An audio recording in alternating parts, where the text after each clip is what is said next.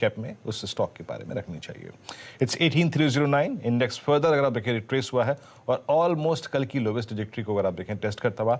एक चीज़ याद रखिएगा, हमारा जो शॉर्टेस्ट मूविंग एवरेज है, दो पहलू चीज़ याद रखिएगा। Shortest moving average, the 10-day exponential moving average, placed है 18263 पर, और इस मंथली कॉन्ट्रैक्ट में भी सबसे बड़ा पुट का ओआई कंसंट्रेशन जहां पर है वो है 18300, यानी 18300 और 18263।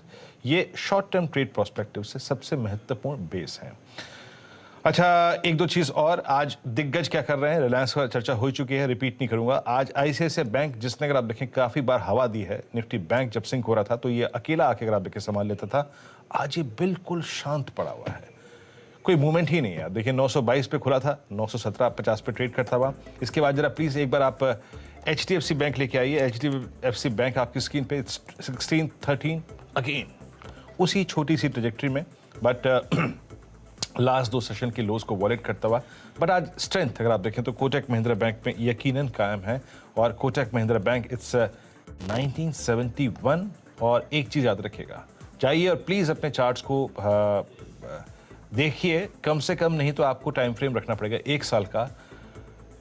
राजेश सतपुते जी, अब कोटक महिंद्रा बैंक अपने 1 साल की यानी 9 दिसंबर 2021 से लेके अब तक की पूरी ट्रेजेक्ट्री को बाइसेक्ट करता हुआ 1971, आपका फ्रेश व्यू इस पर? वीरेंद्र जी, मेरे हिसाब से यहाँ पे जबरदस्त स्ट्रेंथ है। मींस इनफैक्ट यहाँ पे कोई दो राय नहीं है कि यहाँ पे शॉर्ट कवरिंग मिलेगी, और इसका जो टारगेट सेट करना है, देखिए 2000 का एक साइकोलॉजिकल हर्डल है जहाँ पे कॉल राइटर खड़े हैं। सो आपको प्योरली इंट्राडे स्विंग करना है तो 2000 के टारगेट के लिए लॉन्ग करें, और इसका जो स्टॉप लॉस आपको प्लेस करना है वो रहेगा 1950 का, 1950 का stop loss, long Kotak bank. Long Kotak bank, और आपकी स्क्रीन पे 1971 पे कोटक बैंक ट्रेड करता हुआ। अच्छा, क्या क्या थोड़ा सा और ऊपर आ गया है, आईजीएल एमजीएल, ये दोनों ट्विंस अच्छा करते हुए, आईजीएल एमजीएल अगर आप देखें, इनफैक्ट दोनों ही स्टॉक्स अपनी हायर एज ट्रेजेक्टरी बैठे हुए। हायर एज कैसे समझाता हूँ मैं आपको, एमजीएल लिखा है स्क्रीन पर, और जनाब एमजीएल पर जरा 1 साल का चार्ट रखिएगा। एमजीएल मतलब ये अगस्त, सितंबर, अक्टूबर, नवंबर, इन 4 सीरीज की हाईएस्ट ट्रेजेक्टरी के आसपास ट्रेड कर रहा है। And same is the case with IGL, ये भी अगर आप देखिए अपनी 4 इस सीरीज की ट्रेजेक्टरी के हायर लेवल्स पर ट्रेड कर रहा है। और कुछ काउंटर्स, अमर राजा बैटरीज को देखिए, अब 64270 एक और नया हाई। एक काम करते हैं, यहाँ से शुरू करते हैं चार्ट का चमत्कार, और इस क्रम में पहला ट्रेड लेके आएंगे चंदन जी के सौजन्य से, आज का सस्ता ऑप्शन ट्रेड। चंदन बताइए, बाजार थोड़ा सा सुस्त है, बट स्टिल अगर आप देखें कुछ इंडिविजुअल स्विंग्स विजिबल है, आपका सस्ता ऑप्शन ट्रेड क्या होगा? बिल्कुल वीरू, मेरा नज़र यहाँ पे बैंकिंग काउंटर पे है इमीडिएट स्विंग के लिए, और बैंक निफ्टी यहाँ पे आउट परफॉर्म करना चाहिए। तो एसबीआई पे फोकस रहेगा। आप एसबीआई को देखोगे तो मेजर ट्रेंड पॉजिटिव है, और ऐसा लग रहा है कि 6-7 दिनों का कंसोलिडेशन यहाँ पे करेक्ट कंप्लीट हो चुका है।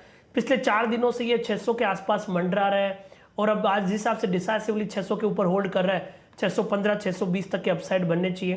तो एसबीआई का 600 का कॉल लेने की सलाह रहेगी। 9 साढ़े 9 के आसपास चल रहा है, 6 रुपए का सपोर्ट लगाइए, ऊपर में 15 रुपए तक के टारगेट एसबीआई की इस 600 की कॉल में आपको मिलने चाहिए। एसबीआई की 600 की कॉल। मार्केट में अब इस समय हल्की से डिक्लाइन, और निफ्टी अब जा रहा है वापस 18300 की तरफ।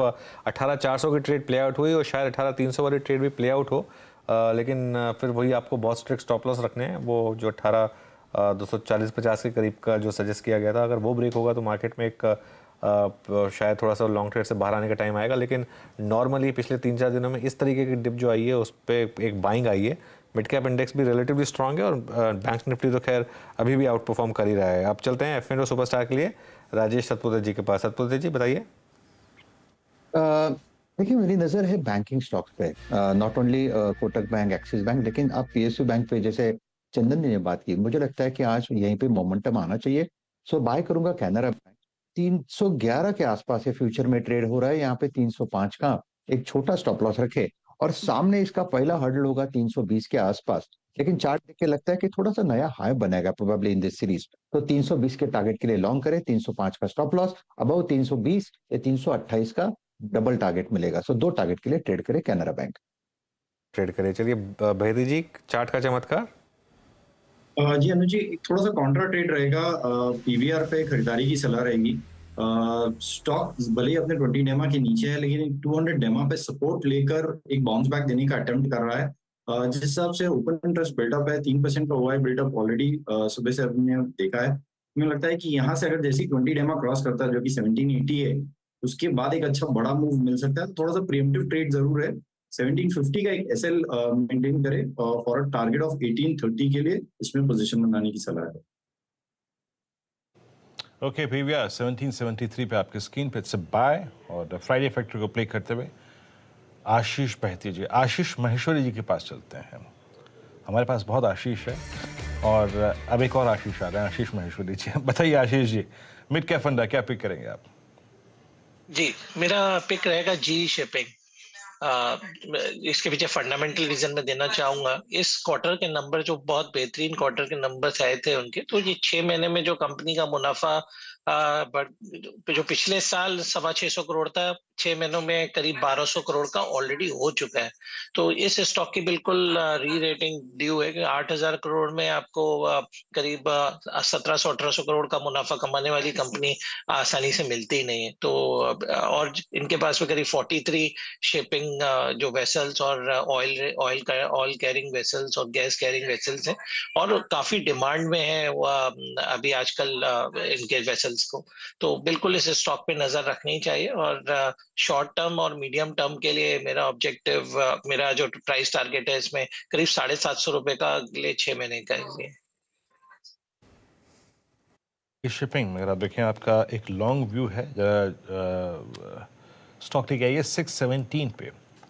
याद रखिएगा जीई शिपिंग अपने करियर की हाईएस्ट ट्रैजेक्टरी को किस करने जा रहा है आज।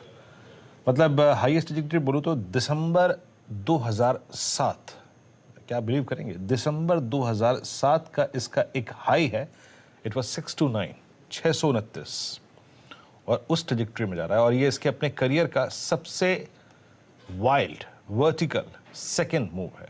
इससे पहला जो वाइल्ड और वर्टिकल मूव आया था वो था जुलाई 2007 में, जो आपको जुलाई 2007 की तेज़ी याद होगी मेरे ख्याल से। और अब इस बार है 618, close to all time high GE shipping. सारे ट्रेड्स जो हमने लिए वो आपकी स्क्रीन पे लिखे जाता हूँ एक एक करके। हमने 4 का चौका में आज पहला ट्रेड लिया था सस्ता ऑप्शन, जो कि आया था चंदन जी के सौजन्य से। एसबीआई की कॉल 600 की @ 10 for a possible target of 15, 6 का स्टॉप लॉस रहेगा। उसके बाद हम गए थे आज राजेश सतपुते जी के पास एफएनओ सुपरस्टार के लिए। उनका कैनरा बैंक फ्यूचर्स, वहाँ पे आज उनको पीएसयू बैंक्स में, जैसे कि चंदन को एक मूव नजर आ रहा है, वो यहाँ पे कैनरा बैंक पे फोकस करे थे। 311 पे ट्रेड करता हुआ 320 के लक्ष्य के लिए। पीवीआर फ्यूचर्स आशीष बहती जी का ट्रेड था 1830 के टारगेट के लिए, स्टॉप लॉस 1750 का। और आज आशीष जी ने पिक किया है आज जीई शिपिंग करीब 750 तक के स्विंग के लिए। और अनुज आप देखिए, देखते देखते जो ये सुस्ती है कैसे बाजार को खा रही है। निफ्टी आईटी भी अब स्लिप होता हुआ, शुरू में थोड़ा बहुत अगर आप देखें पुल बैक दिया, बट